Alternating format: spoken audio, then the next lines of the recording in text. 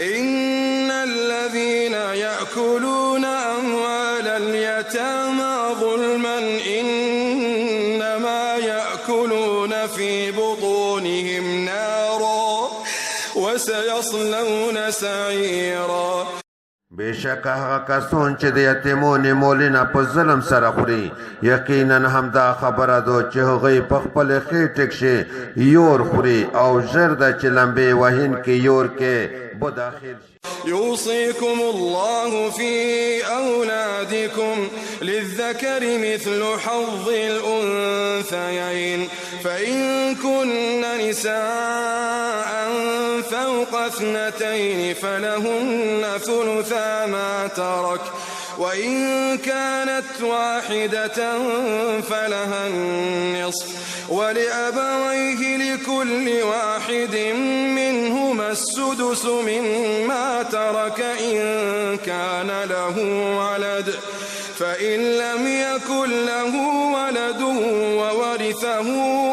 أبواه فلأمه الثلث فإن كان له إخوة فلأمه السدس من بعد وصية يوصي بها أو دين. آباؤكم وأبناؤكم لا تدرون أيهم أقرب لكم نفعا فريضة من الله إن الله كان عليما حكيما.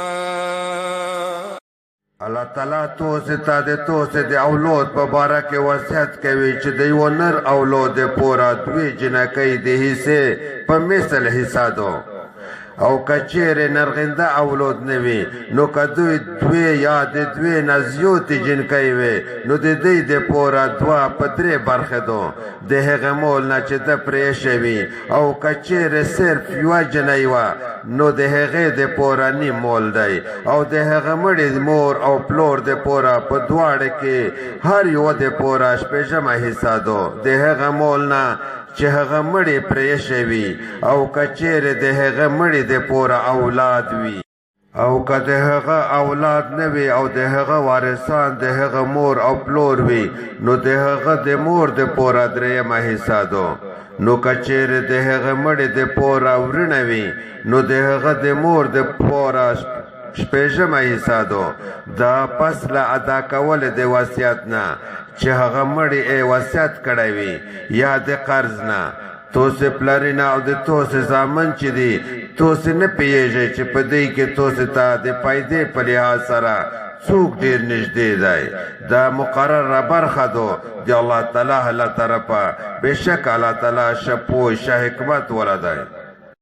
الله تعالی